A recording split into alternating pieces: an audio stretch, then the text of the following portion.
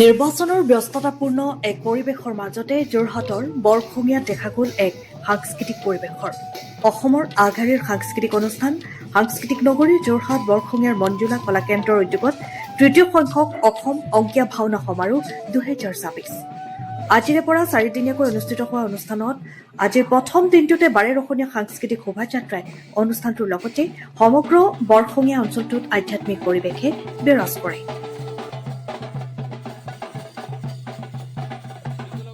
আমাৰ কাৰণে অতি গৌৰৱৰ কথা যে গুৰু সংস্কৃতিৰ লগতে আমাৰ যিখিনি লোক সম্পত্তি আছে লোক সম্পদ আছে সেইখিনি চৰ্চা হৈছে আৰু আমাৰ এটাই উদ্দেশ্য আছে যে গুৰুজনৰ যিখিনি সম্পদ সেইখিনি প্ৰকৃত অৰ্থত মানুহে বুজক। বৰগীত অংকীয়া ভাওনা অংকীয়া গীত অংকীয়া নাটক প্ৰচলন প্ৰসাৰণ হওক গুৰু সংস্কৃতিৰ প্ৰকৃত অৰ্থত প্ৰচাৰ প্ৰসাৰ হওক সস্তীয়া জনপ্ৰিয়তাৰ পাছত আমি দৌৰি ফুৰিছোঁ। আচলতে সেয়াই গুৰু সংস্কৃতিৰ ভেটিটো গঢ়িব পৰা নাই। গুৰুকেইজনে কি নাট লিখিছিল গুৰুকেইজনে বৰগীত সৃষ্টি কৰিছিল গতিকে সেই সম্পদসমূহে আজিৰ তাৰিখত আমাৰ নতুন প্ৰজন্ম চৰ্চা কৰিব লাগে আৰু এই চৰ্চা অব্যাহত থাকিব লাগে।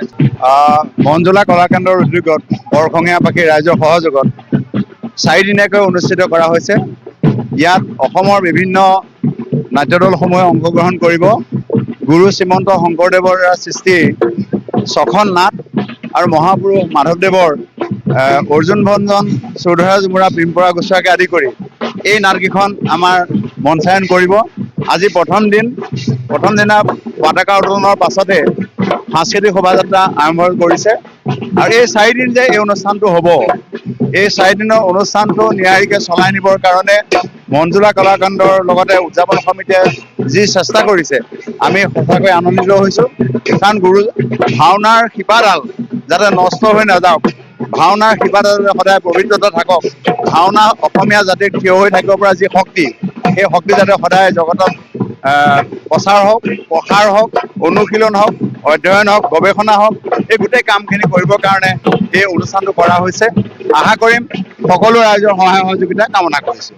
অনুভৱ মোৰ ভালে হৈছে, খুব সুন্দৰ পদক্ষেপ। তেওঁলোকক মই এইটোৱে অনুৰোধ জনাম সকলোৱে আহি এনেকুৱা এটা অনুষ্ঠানত সহযোগ কৰক আৰু আমাৰ উঠি অহা প্ৰজন্মই এই ভাওনা সমাৰোহ শিকি তেওঁলোকৰ প্ৰতিভা বিকাশ কৰে। ধন্যবাদ। নৱপ্ৰজন্মক মই এইটোৱে কওঁ তেওঁলোক আহক, এইবিলাক বস্তু হেৰাবলৈ নিদিব, তেওঁলোক আহি শিকি বুজি প্ৰদৰ্শন কৰক। এয়াই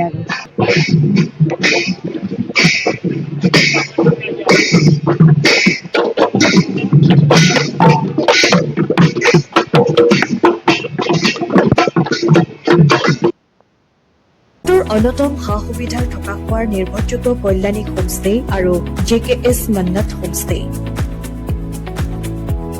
আপোনাৰ পৰিয়াল ছাত্ৰ ছাত্ৰী বিভিন্ন কৰ্মত নিয়োজিত ব্যক্তিসকলৰ বাবে থকা খোৱাৰ লগতে আৰামদায়ক সা সুবিধাৰে কল্যাণী হোমষ্টে আৰু JKS মন্নত হোমষ্টে। আমাৰ ইয়াত আপোনাৰ প্ৰয়োজন অনুসৰি খাদ্য নিজে প্ৰস্তুত কৰাৰ বাবে আছে আহল বহল উন্নত মানদণ্ডৰ পাকঘৰ। গৰম দিনত শীততাপ নিয়ন্ত্ৰিত কোঠালিৰ লগতে বাজেট অনুসৰি থকা খোৱাৰ ব্যৱস্থা লগতে ছাত্ৰ ছাত্ৰীসকলৰ বাবেও আছে কিছু ৰেহাই মূল্যত কোঠালি। তেনেহলে পলম নকৰি আহক আমাৰ কল্যাণী হোমষ্টে আৰু JKS মন্নত হোমষ্টে লৈ। আমাৰ ঠিকনা কল্যাণী হোমষ্টে JKS মন্নত চেউনিয়ালি জামা মছজিদ 80 ৰোড যোৰহাট।